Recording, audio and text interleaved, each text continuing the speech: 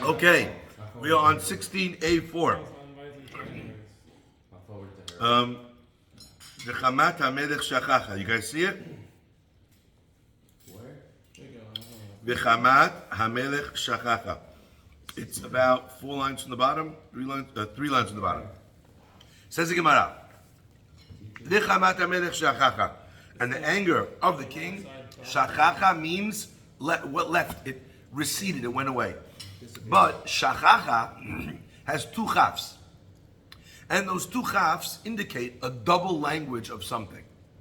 So shacha could be dissipated.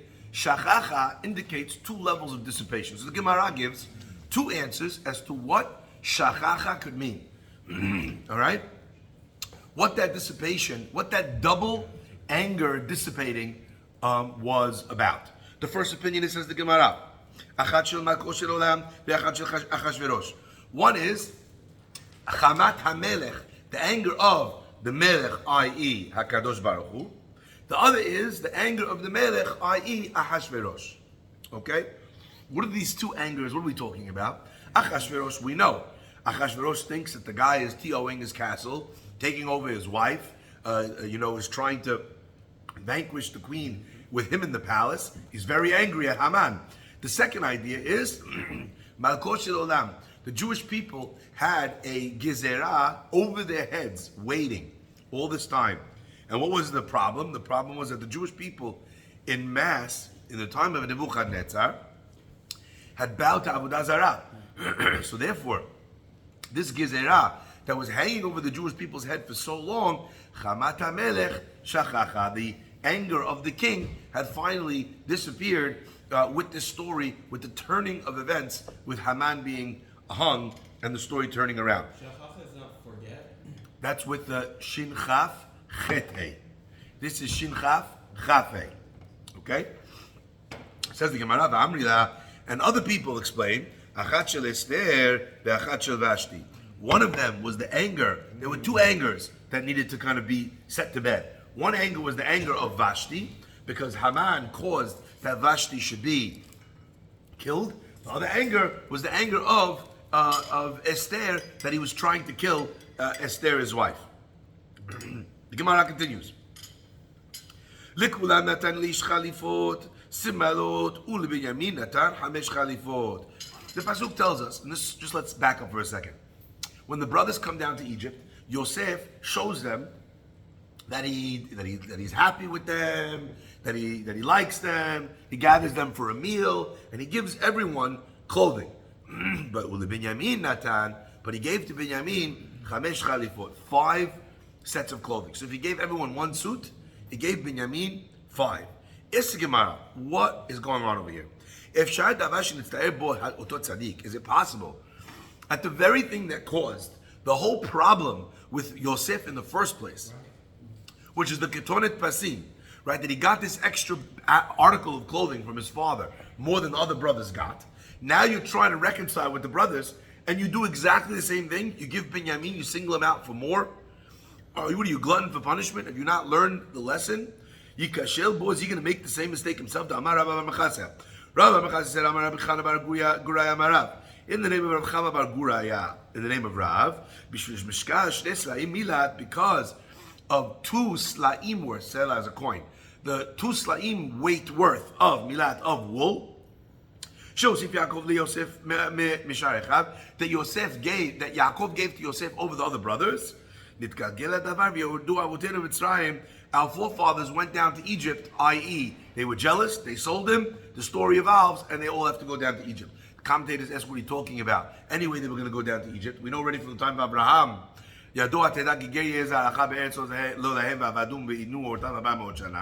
There was a decree that the children of Abraham Avinu would go down into exile, right? Already from the time of the Birit Ben Abetarim, the covenant of the animals in 2 parts. So the question is, so what does the Gemara mean over here? That because of this, they went down to Egypt? The Gemara's answer is, true that they would have had to be sojourners in a land that did not belong to them. That's 100% true.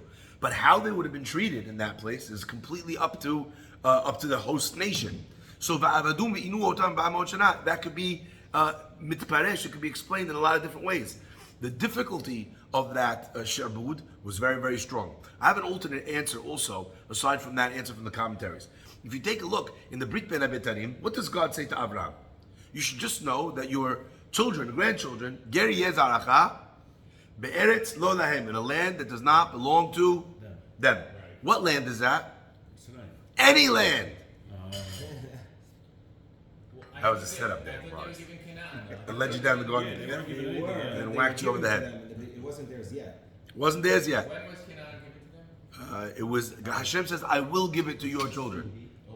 After the 40 years. So he said. P.S. You know what that means? They could have been enslaved and sojourned in their own land in Canaan, right? Because it wasn't yet theirs. Right. That also would have fulfilled it. So where they went is as important as what happens when they go. So Egypt was a place, number one, of tremendous filth, of adultery, of idol worship. They could have went to a country that had less tum'ah. But it was also, figure it was a first world country. What was? Egypt, considering everything else, right? They Okay. At that time in the world. They were ahead engineering. Yes. Everywhere. Yes. So. Ray, I think you're mixing up here. Why were they ahead? Ray. Why were they ahead? Because they had Jews working for them and building pyramids. We have no proof of The advancement was from that. I think it was the aliens. It wasn't before. What's the proof? That without Joseph, without Yosef, the whole economy would have crashed. It wasn't before the Jews got there that they were a. No.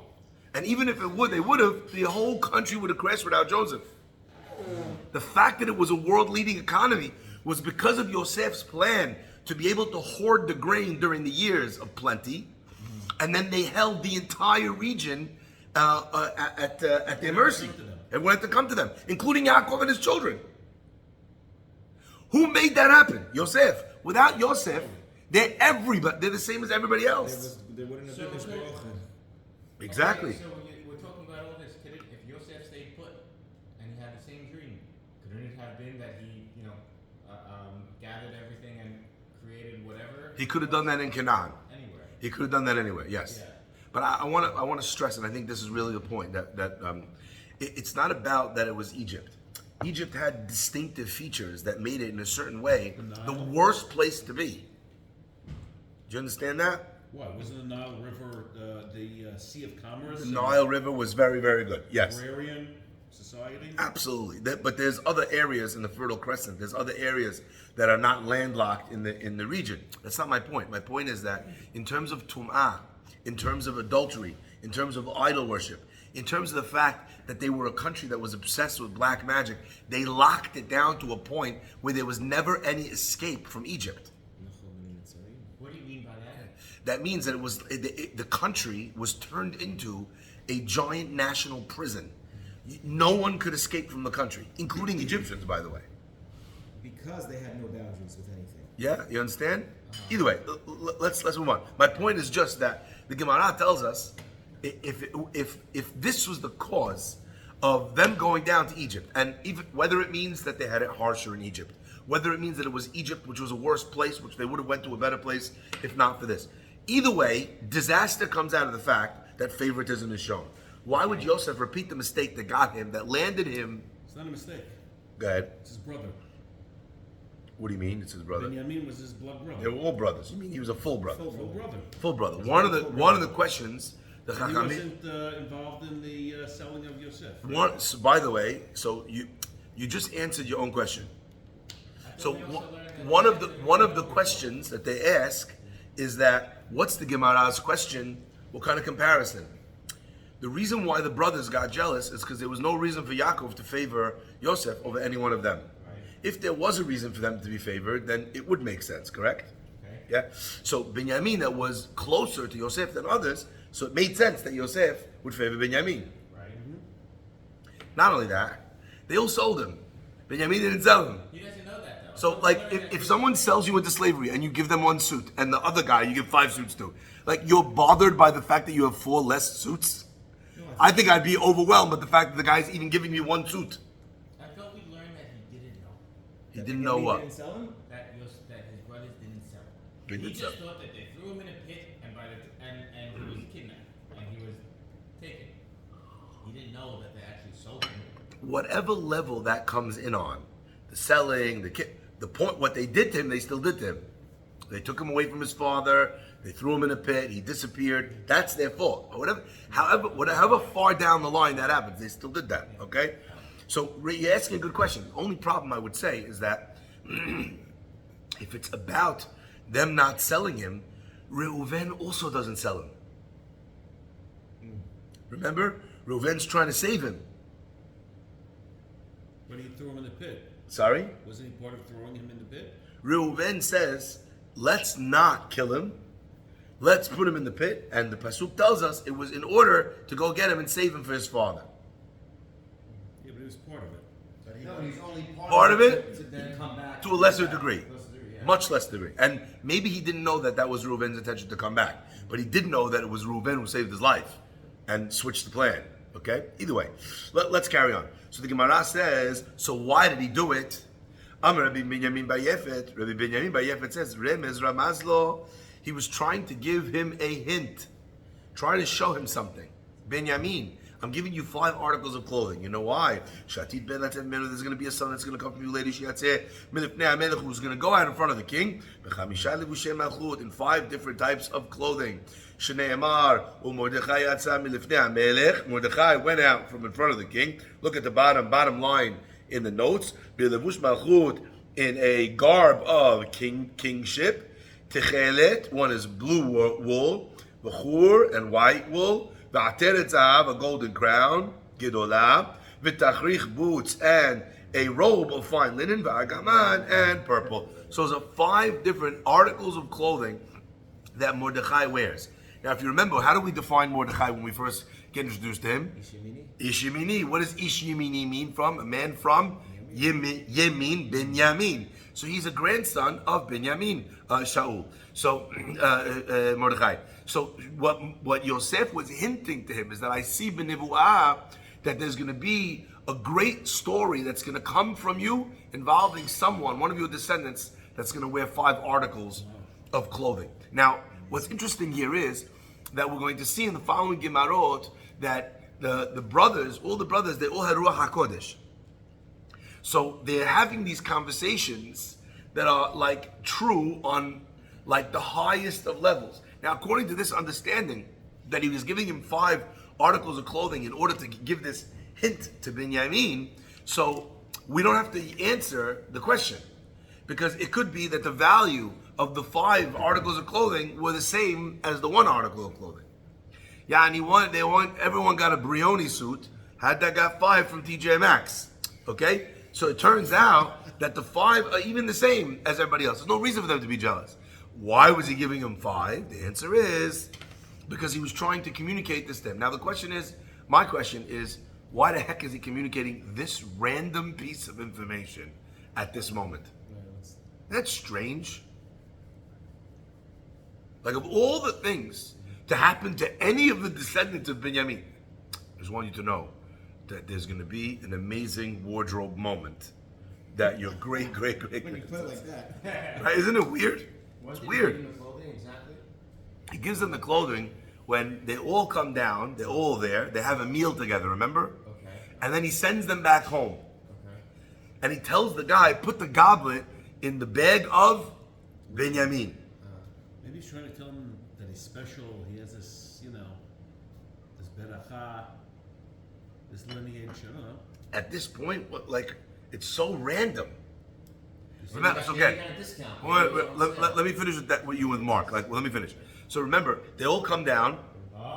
Yosef says, "Oh, you're telling me you're all spies? You told me you have another brother? Go get me the other brother." They come back a second time. Wait a second. Wait. They come back a second time with Binyamin now. Yosef says, "Oh, I see you guys are not spies. Let's party." They have this whole party. He has this cup, and he's using the cup to divine. He aligns up all the brothers according to their age. He's doing all this crazy stuff using this cup. Yosef's hosting. Okay?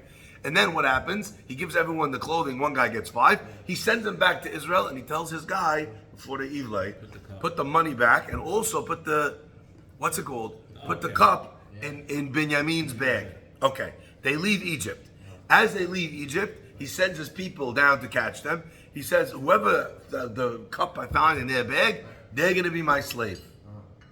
They open up all the bags. Hechel bagadol. They start with the oldest. They go all the way down to the youngest. Last bag opens. There's the cup. All the brothers are mourning. They rip their clothes. They go back now to Egypt. And that's where we get Vayigash. But the clothing happens before he sends them back the second time. You got it? Yes. Okay, So, yes. So he wants him, Benjamin, to know that this clothing I'm actually giving you is signifying something that you should pass down to your generation because it's going to lead towards Mordechai. He's going to need to wear this. No, it's not these actual garments. No. It's a good question. That's a good question. Yeah. You know how I know? How do I know that that's true? Maybe these were the clothing. Maybe he gave Yeah, it but maybe the Mahmoud. king, just like the king had stuff in the Beit HaMikdash, maybe he had those clothes also. It's a good. You know how I know that's not the case? It says 5 changes of clothing. Because he says for chalifot. Chalifot means changes of clothing, or like a suit. Khalifa, right? Tunic, a suit. One of them, if you remember, one of the 5 articles is a crown. Okay. Oh, So that can't be. Got it. So it could only have been a hint. You got me? Okay. Okay. So why is I like that. so why is he hinting this now? I want to come back to this in a little bit. Okay, we'll come back to it.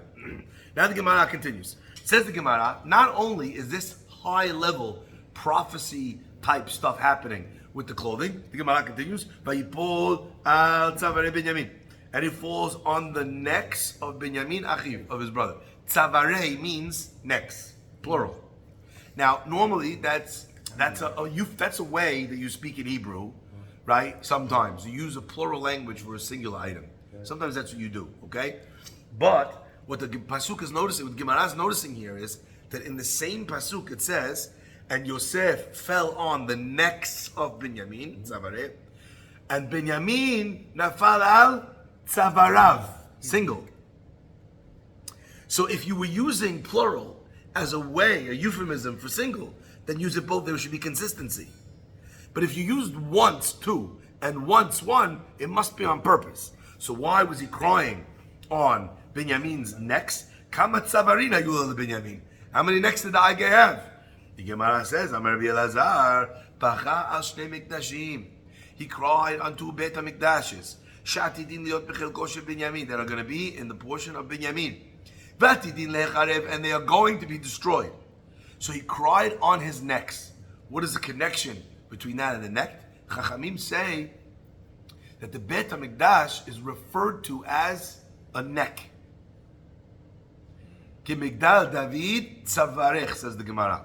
Like the Tower of David. I don't know if you ever saw David's tower. It's got that long skinny shaft over there. Ki Migdal David Tzavarech is your neck. Okay? The Gemara explains that the Beit HaMikdash is considered a neck.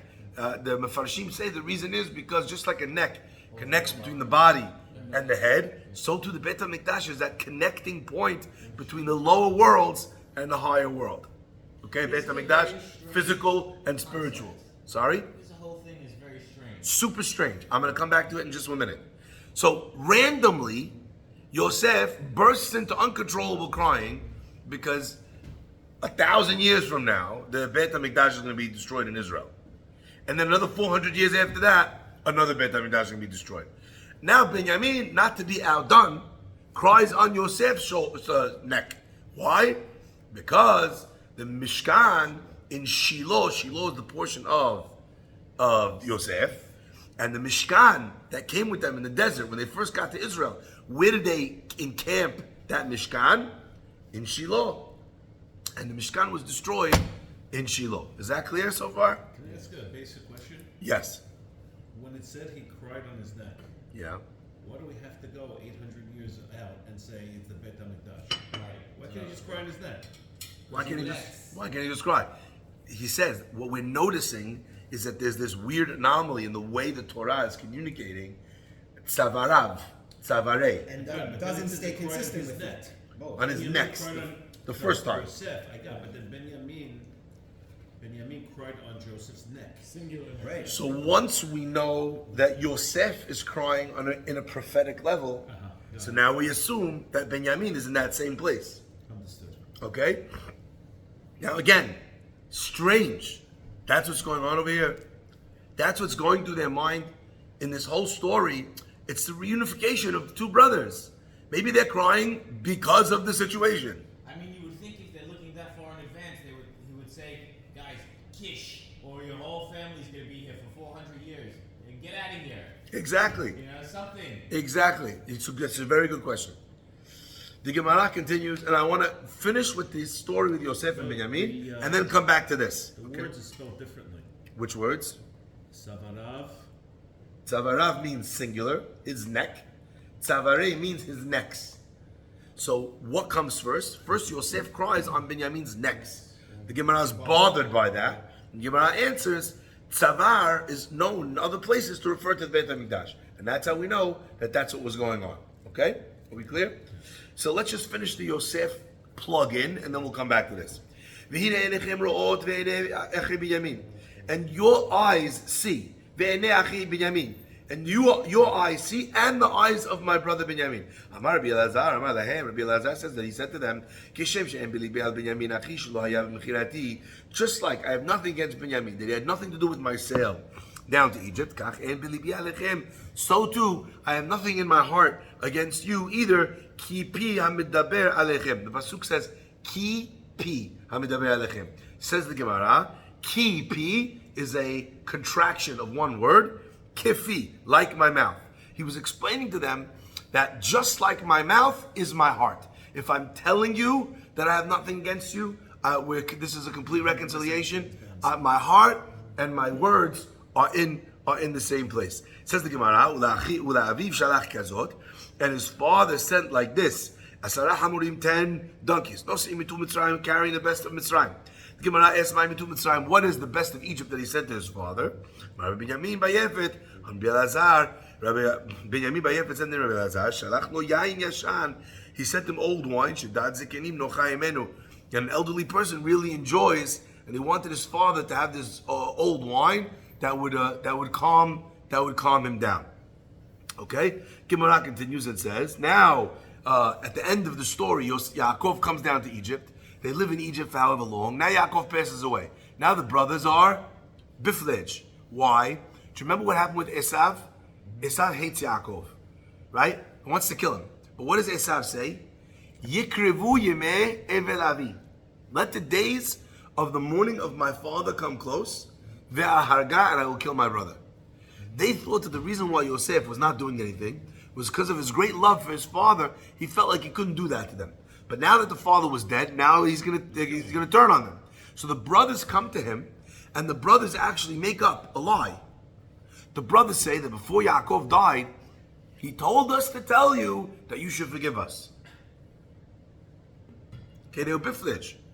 Says the Gemara, then his brothers also went and they threw themselves in front of him.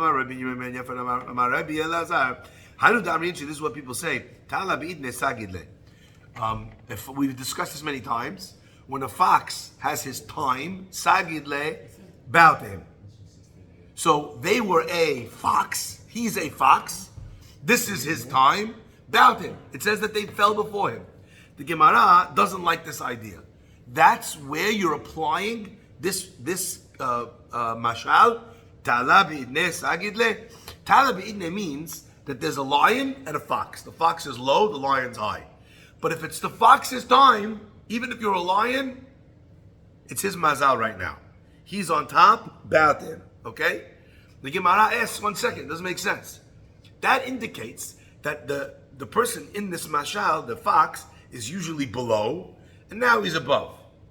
But here, Yosef, says the Gemara, Ta'ala, my bitziruta me'achva. In what way is he lower than the brothers that you're only bowing to him now because it's his time? They're on the same level. They're all lions.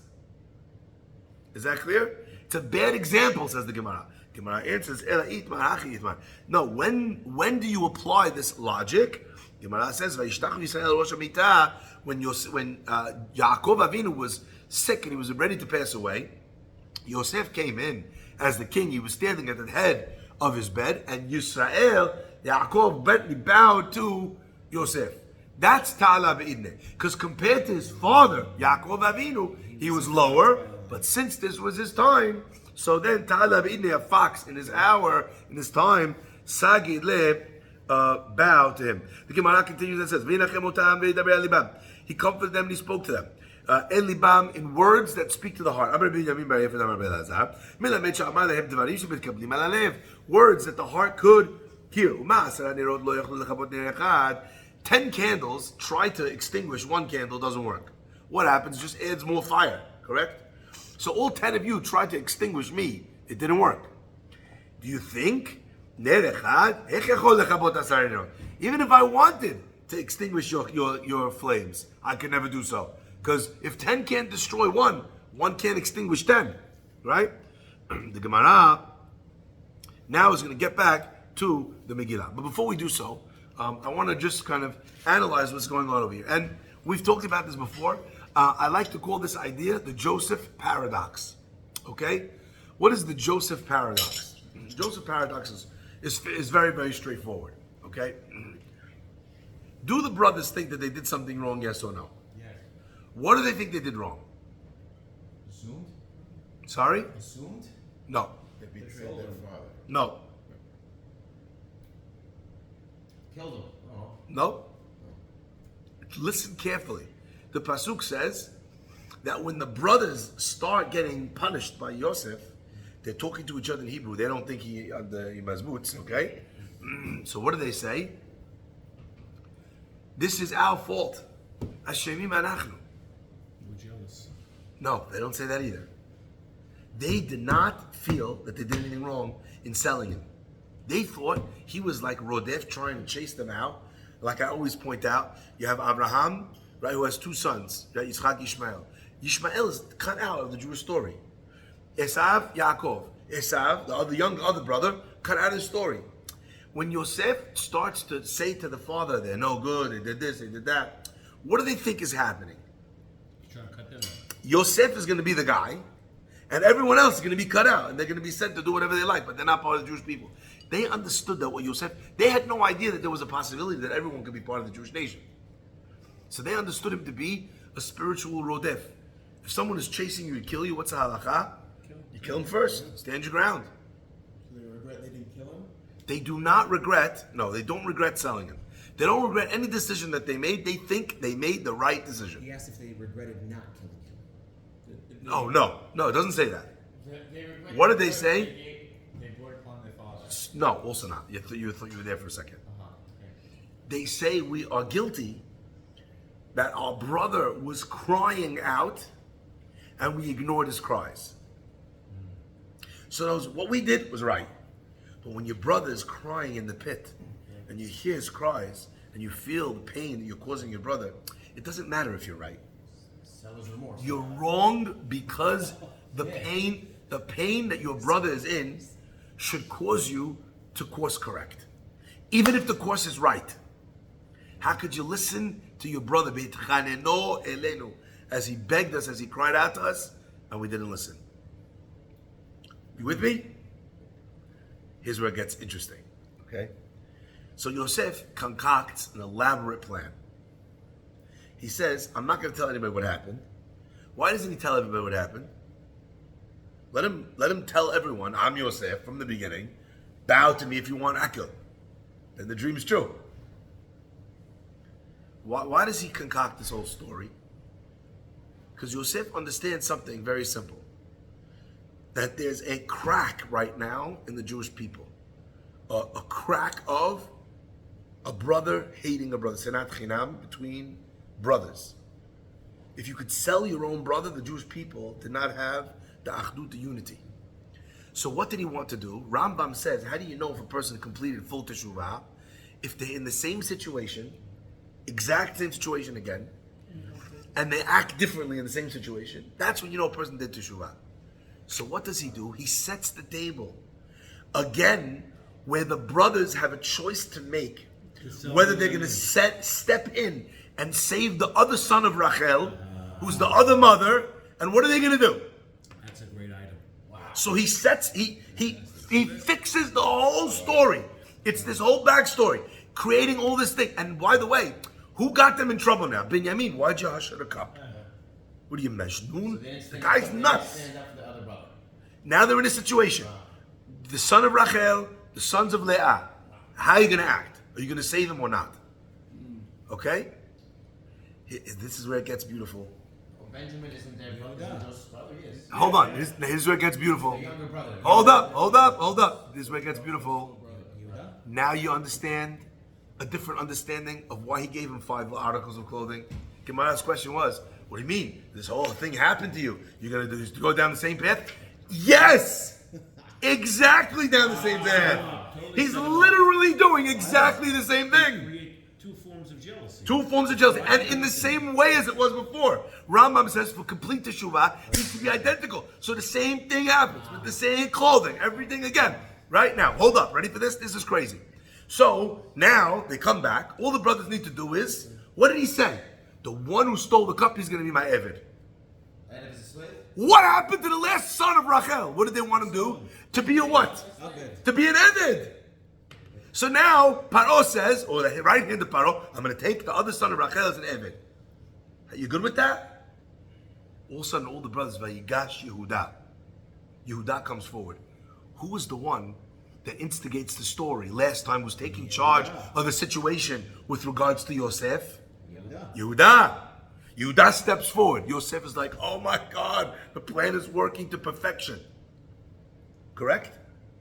Yosef wants them to do teshuvah. He wants to do teshuvah. He wants to fix this problem of sinah, the hatred between brothers.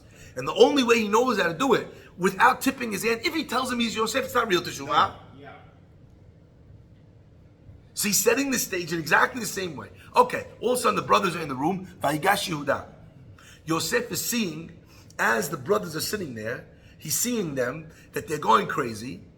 And the Pasuk says, and as he sees them, the brothers are crying, they're so upset. Listen. Velo yachol Yosef lehitapek. And Yosef, he goes out, he leaves, starts crying. He comes back in, he can't handle it. He's crying again, right? He can't hold himself back. And he says, everybody out. He reveals himself to his brothers. That's what it says. Right? Right. What does it mean, lo yachol Yosef lehitapek? I always took it on such a simple emotional level. Simple, okay, he's an emotionally fraught guy. He can't handle it, it's too much. It's too much. He's reliving his own experience that he had when he. So that's a good psychological understanding. I want to take it one step further. His dad But says that he's he thinking can't hold himself back from revealing himself to his brothers. He sends all the Egyptians out that no one should be there when he reveals himself, so they shouldn't be embarrassed. When he says, Ani Yosef, that you sold me down here. I'm the guy. Ha'od Avichai, his daddy's still alive. Only his brothers are there, so it's not to embarrass them. He risks his life, by the way, by putting himself alone with them. Right. The Egyptians were killed. Because as we learn about the importance of not embarrassing someone. Here's the kicker. Why does Yosef, if you say Yosef held himself back, you know what that indicates? That Yosef wanted to go further. But he could not go further. I was hearing the brothers crying that they're trying to. Ready for this? This is the Joseph paradox. What is he trying to solve? That there was such hatred between brothers. And what did they do wrong? That they could listen to their brother cry and be hardened to that crying and continue acting according to what they thought was right. No modification. But now his brothers are crying and he's trying to get something across the finish line. And he's stuck. Because if he carries on, he takes the schism of Sinat Chinam from them to him, and he just reverses it, and he puts it from him to them. With no effectual change. So he takes the problem of Sinat Chinam in one guy's, and he now has it in exactly the other side. So Yosef realizes that he has no more moves. He had to walk out the He can't get them to the level of Teshuvah. He can't get them there. Because the road to get them to full Teshuvah, to get them to that breaking point, goes through them breaking down and him being impervious, him being unaffected by their tears. Ready for this? Yosef, he can't do that to them. So he reveals who he is. And what do we read immediately? Vayef Yosef al tzavare Binyamin. Yosef cries on the necks of Binyamin. Why Bet HaMikdash destroyed? Because of Sinat Chinam. He cries to Binyamin, I got so close. I could have saved the temple, but I couldn't get it there. That's why he's crying now on Yosef's shoulders, on Binyamin's shoulders, because of this. What's the This is the Joseph paradox. Why did they say the Beit HaMikdash was destroyed? Because of hatred between brothers. If Yosef had uprooted that from the people, The first one was because of that? the first one's because of the three big sins. So Right? you're saying that if Yosef did not go out and cry, that was tough. Three big sins that were. That would have been. Yosef revealed himself to them. If he didn't reveal himself. And they would have gotten to the stage where they cried their hearts out and stood up for Binyamin, that would have been full teshuvah. But Yosef knows the only way he can get them there is by being so cruel that he ignores their cries. In which case, again, a brother amongst brothers is ignoring the cries of their brother. So he just takes their sinat chinam, which is a division between them, flips it to his sinat chinam between him and them, and the brothers are still divided. It's like one of those movies with the timelines, where no matter what you do, you have a screw up. But there's no way Yeah, out. there's no way out. No way out of that. And that's why he's crying right now on the shoulders of Binyamin. But you don't. Hold on 1 second. So wait, it was destined. Last one, ready? Yeah. The whole point is to uproot this sinat chinam between him and the brothers. If you remember, when we talked about it, we said that in the Megillah, Haman comes to Achashverosh and he says, we need to destroy these people. You know why? Yeshno am echad, there's one nation. Mifuzar umifurad. They are spread out, mifurad, and divided. Our rabbis tell us that the reason why Haman had any power over the Jews is because they were divided. I thought we learned that Furad was that they were separated from everyone else. Also, we learned that also. But mifurad, and in fact, how do we see the opposite? When Esther says, go pray for me, she says, Lech kenos et kol haYehudim. Go get the Jews and gather them together. So the idea of what happens in this story is also about the separation amongst Am Yisrael, one from the other. So Yosef is hinting to Binyamin in this process of trying to bring everyone back together. He says to Binyamin, this Remez Ramazlo, that there's going to be a guy who's going to wear the 5 items. This is what I'm trying to do with the 5 items. I'm trying to bring the brothers back together. And that's why he hints to him about the 5 articles of clothing of Mordechai, who actually goes out and gathers the Jewish people and brings them back together. Wow. Isn't that powerful? Alrighty. So I just wanted to hit back to this last point. The last thing I want to say is that it's a strange thing. Now, again, if you remember, the last pieces of the Gemara describe how Yosef sent to his father old wine. Right? He sent to his father old wine. And why? The question is, he sent to his father old wine. What's the point of that? From Egypt? Back Yeah. with the He brothers? sends back home with his brother old wine. Who cares if the reason why he said, it says he said 10 donkeys with the best of Egypt. What's the best of Egypt? I don't know. Egyptian cotton. Coffee. Who cares? Gemara says, no, you know what it means? Old wine. You know why? Because the da'at, chachami, da'at zikenim, the elderly, nocha emenu. They what's it called? They enjoy it. Now, by the way, take a look down, note number 17. Right? They bring the Maharsha. It warms them. It warms them. Can I just say, I mean, I love the Maharsha. He's the biggest Talmid Chacham ever. I don't understand the Maharsha. Their soul. Sorry? Maybe it warms their soul. Because the Pasuk says, the Gemara says, not that elderly people enjoy it. What does the Gemara say? Sheda'at zikenim nocha hemenu. What does da'at mean? Knowledge. The knowledge of zikenim nocha hemenu. What's Was it the sugya? nocha hemenu means that they enjoy the wisdom of the elderly. It enjoys old wine. Did it have something to do with something they were learning? No. It's not- Sorry? It had nothing to do with what they were learning. That was No, something that's else. the not- agalot. Did Yaakov end up finding out about Yosef being alive? According to most opinion, alive, yeah, he goes down to So Egypt. maybe the old deliver the news got him a little warm inside.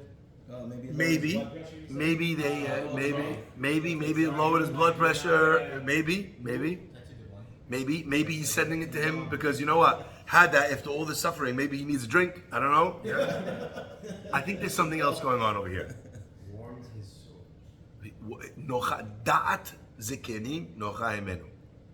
I think there's something very interesting here. Okay, and I think maybe perhaps this is what's being hinted at. Then You know, he's keeping the laws even. Yaakov understands that his son has just disappeared for 22 years. Correct? One of the biggest things that plays on the mind of someone in a situation like this is, look at how many years I lost. Look at what a shame. You know, and in a certain sense, it becomes very difficult to enjoy the time you have left when you're still mourning the fact that all this time together I missed. Right? Yosef was sending his father a message.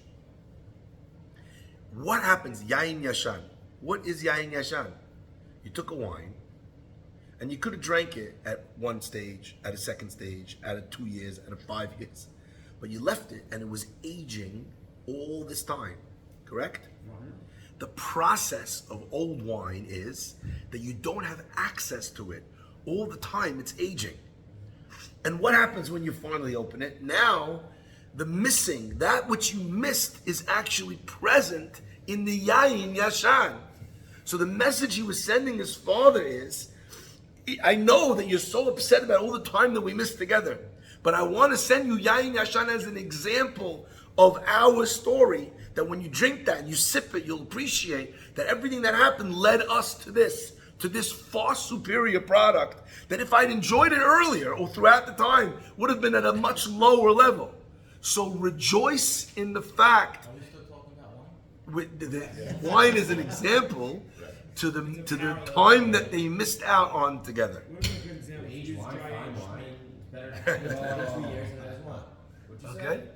Dry aged meat would have been a better. He likes it because he's in the dry aged meat sugya. Even Whiskey. Even Peter doesn't have meat that much.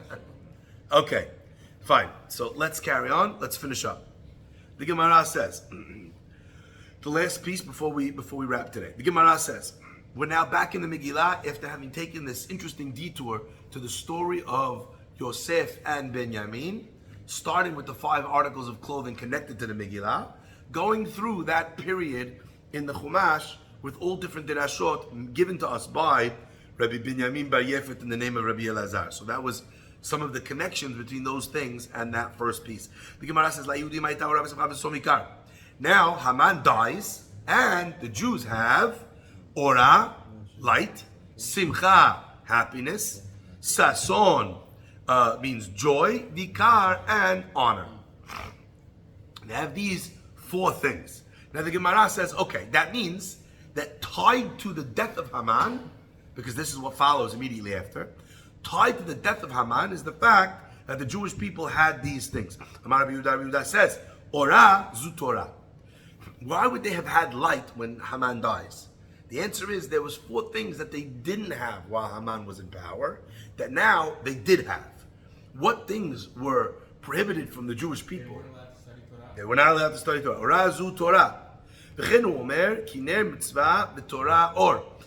For the Torah, mitzvah is like a candle and Torah is like a fire. So we see that Torah is considered compared to or. So Ora zu Torah. Simcha, what is Simcha? What did they have? Ze Yom Tov. They had Yom Tov, they had holidays. V'chen hu omer v'samachta b'chagecha. How is Simcha connected to Chag? Because it says Simcha with regards to the Chag and the Torah. Sason zu milah. Sason, they had Sason. That's connected to a Brit Milah, like we say actually at a Brit Milah. V'chen hu omer, Sas anochi al imratecha. I have joy on your words, David HaMelech says. Ki motzeh shalal rav, like a person who finds a great treasure. Now, how does that pasuk connect Brit Milah to Sason? So yes, we say it at a Brit Milah. But what's the connection? Because it says imratecha. Most of the mitzvot were not given with a starting point of Vayomer Amonai, and Hashem said. they were given in the starting point of Vayidaber Amunai. And God spoke in a commanding way, like the Aseret HaDibrot of the 10 Commandments. Vayidaber Amunai is God is speaking, but in a commanding voice. Vayomer is God speaking in a softer voice. So David HaMelech says, Sas Anochi, I rejoice al Imratecha, on a mitzvah that came in Imra, in a Vayomer way, like Rav, like someone who finds a great treasure. What was the story with David HaMelech? Gemara tells us David HaMelech goes to the bathhouse. He has no talit, he has no tefillin, he has no tzitzit, he has no kippah, right? He's naked in the bathhouse. And David HaMelech said, I can't believe it. I'm naked from the mitzvot. There's a moment in my life where I don't have a single mitzvah. And then the Gemara says, in his nakedness, he saw that he had a brit milah, and he rejoiced on the fact that there was a mitzvah that accompanies a Jewish person in every single scenario. So, Sas Anochi al Imratecha, Kemotze Shalarav. Says the Gemara, Vikar. And what is Vikar? Honor. Elu Tefillin. That means Tefillin. The Pasuk says, and the people of the earth will see, Kishem Hashem Nikra Alecha. The name of God is called upon you. And they will fear from you. What does it mean that the people of the earth will see, the Goyim will see, that God's name is called upon you, and then they'll have fear of you, then they'll be in awe of you, they'll honor you? Where do we find that? Says the Gemara, Vitanya, the Braita says, Rabbi Elazar Gadol Omer, Rabbi Eliezer Gadol used to say, Elu Tefillin Shebarosh. What are they seeing that says, Shem Hashem Nikra Alecha, the name of God is upon you? That's the tefillin that has the name of God in it, and they're literally upon the person. So when a person, a non-Jewish person, sees someone wearing tefillin, it evokes in this person a fear and awe of the Jewish person who's wearing tefillin. Elu tefillin shebarosh. Those are the tefillin that are on the head. There's a crazy story with the Vilna Gaon. The Vilna Gaon went to a court case in the local area with the anti-Semites in Lithuania at the time. Everyone was terrified about what would happen in the court case. The Vilna Gaon walked into the court case, and all of a sudden the prosecutor, the judge, the lawyer, everyone is like, Rabbi, this, that, giving him such honor and deference, and the court case was dismissed immediately. So they asked him, what happened? You walked in and everyone fell into line like lambs. So he said, because this Gemara, V'ra'u kol amei ha'aretz, I walked in wearing my tefillin, V'ra'u kol amei ha'aretz, Kishem Hashem Nikra Alecha, that the name of God was upon you, V'yara'u mimeka, and they're in awe, they have a fear of you. So one of the students said, Rabbi, I also wear tefillin. I don't have the same result. Said the Vilna Gaon, it doesn't say tefillin, the tefillin, she birosh, that is on the head. It says el tefillin she barosh, that is in the head. My connection with my tefillin is never severed. The halacha is you're not allowed to remove your mind from the tefillin. You can't mesiach dat from your tefillin. You know that? So he said, if your tefillin shel rosh is not on your head, it's in your head, and you have that connection, it's like a broadcast of the name of Hashem upon you, and that brings a fear and an awe of the people around you from the tefillin shebarosh. But when we read a Gemara like this, you know what I always feel? I always feel like you kind of start to realize that there are levels in the mitzvah that are just so high. You ever go into a phone store and they have over there a rubber dummy of the smartphone? You ever see that? With a sketch sticker on the front with a screen? It's a piece of rubber. It's nothing. Right? That looks like my phone, but my phone could launch missiles in Russia. This phone could do anything. A smartphone today, what you could do with a smartphone is crazy. You could start rumors about someone, you could print articles, you could do banking, you could have your dry cleaners, you could have you could do anything with your phone.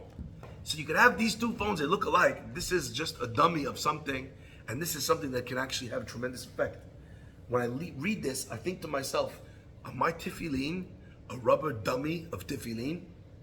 Do my tefillin look like what tefillin are supposed to look like? My tzitzit, my mitzvot, my hachnasat orchim? There's so many levels where the mitzvah can actually be done on a higher and higher and higher level. And when you see a Gemara like this that tells you that people will fall in line when they see you wearing tefillin, think to yourself, is that my experience of how I wear tefillin? And maybe there's what I could learn to be able to dial up the level, to level up my the power of my tefillin wearing experience. Baruch Hanai Le'olam. Amen.